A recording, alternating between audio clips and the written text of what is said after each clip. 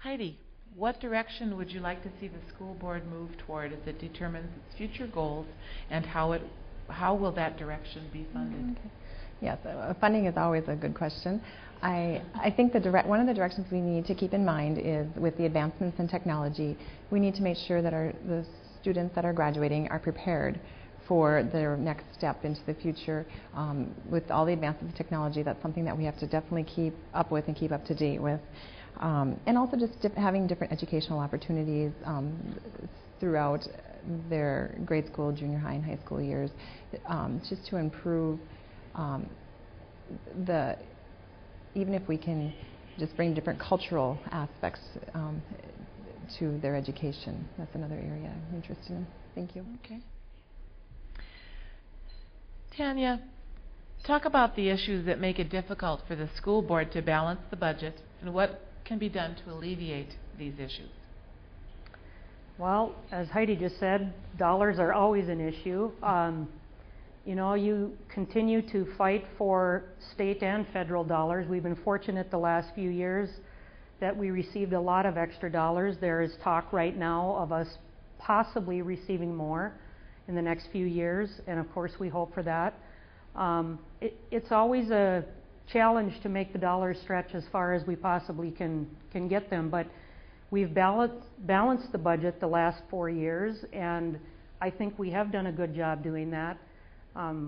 Obviously, your hope is to never have to trim jobs or let people go to do that, and so far, you know, we've been fortunate there. So,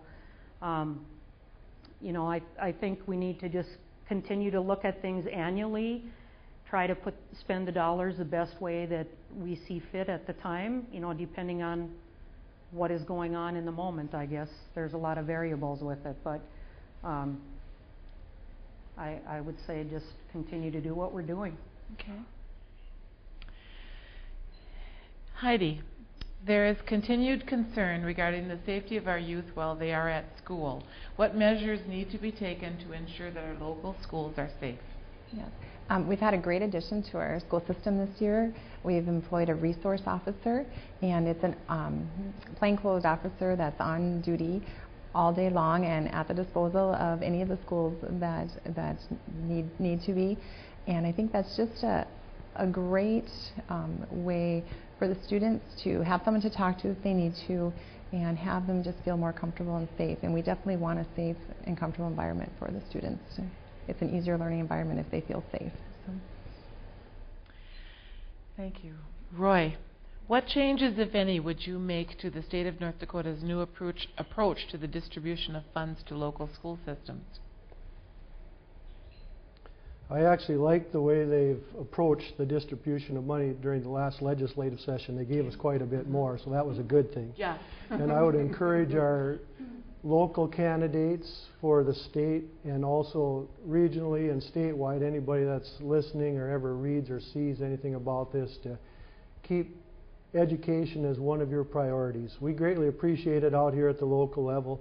Just keep it up and keep realizing that our children, our students, are the future of North Dakota, so we definitely have to get as much money behind it as we can. So I'm greatly appreciative to our governor and to our legislature for the help we've received, and also to our federal government.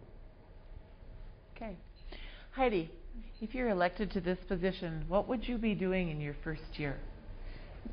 I've had an opportunity. I was appointed a member of the school board in September, first week of September. And so I've had a small taste of it in the last 8 to 9 months, and it's been very interesting and educational. There's a lot to learn. There's a lot of buildings involved and a lot of people involved. And I've had an opportunity to visit with a lot of parents and teachers, and particularly the students I enjoy visiting with as well. I spent some time in the grade schools, and I like to go and sit with the 5th graders, have lunch with them, because they're always willing to tell you what they think and what they'd like to see improved. So I really enjoyed that, and I hope to do more of that. And my phone number is always available for anyone that wants to call and has any questions, concerns, or great ideas. I appreciate them calling. Thank you.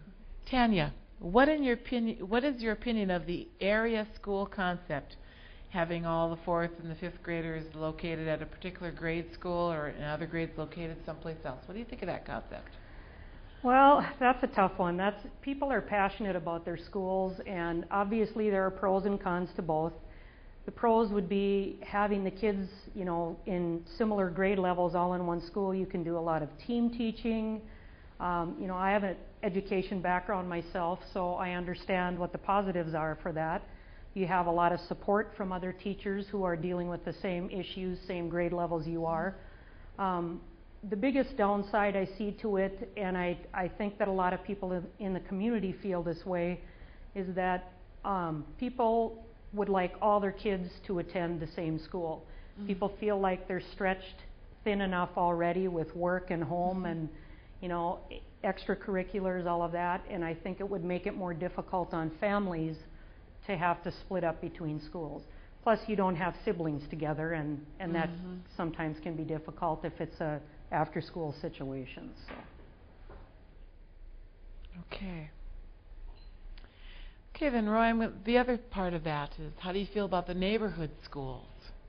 Pam, first I want to say I think you would thrive on The View. I think you're doing a great job. But I want to really Flattery won't get you anywhere. You have to answer the question anyway. And it's an easy question for me because I love neighborhood schools. I love the neighborhood school concept. I've supported it my entire time on the board. I'll continue to support it. People buy homes there. Brothers and sisters walk in the same neighborhood. They buy homes. Brothers and sisters can walk to school together. Older kids, 5th graders, can help younger kids, 1st and 2nd graders.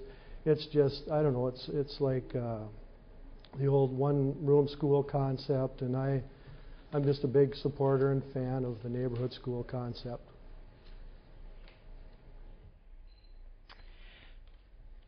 Tanya, you've been on the school board now for a while. Why should the public vote for you again? Well, I think we've done some positive things in the last 4 years. One thing I would like to see us continue doing is to reach out to the public. I think we've been working really hard to do that, to try and create better relations, not only between the board and the public, but between the board and the teachers and the staff and those kinds of things. I'm very passionate about our kids. I think they deserve the best, and I want to make Jamestown Public Schools a place that everybody wants to come. And I think, there's a lot of things you need to do to change certain things, but I think we're doing a lot of positive things right now that we should continue to do. And I love Jamestown. I'd like to stay, so I really would like to serve another 4 years, and I hope I have that opportunity. Roy, I'm going to ask you that same question. Thank you, Pam. Serving on the Jamestown Public School Board has been an absolute joy for me. Our family's been in Jamestown 15 years, and our roots are running deep. Again, I want to take this time to thank the community for all their support. I think I am believable as a school board member. I've been president of the board for the last 2 years. I think I'm approachable, whether I'm in the grocery store, at Walmart, in a restaurant. And I would encourage people to keep coming up and talking to me. Give me a call. I like talking to you. That's why I'm on this board, and I feel I really want to continue to give back to the community. Thank you. Okay. Heidi, I'm going to ask you that same question. Thank you. Why you want to be on the board. Thank you, Pam. I am interested in the education of our students in our community. I think your school system is a reflection of your community, and I'd like that to be a very positive reflection. I would like people to vote for me, and I would appreciate any input. I was involved with some of the coffee forums that we had for more of the community connection, trying to get more input from the community in a less intimidating environment. You don't have to come stand in front of a camera like this. And you can just come sit down and have a cup of coffee. I helped to coordinate those and participate in them. And if anyone has any questions or concerns, I would appreciate them contacting me. Thank you, Pam. You're welcome. Thank all of you for coming and your answers. There's no right or wrong answer. It's how you feel about this. So stay tuned. We're going on to the Rural School Board, but thank you very much for coming tonight. Thank you.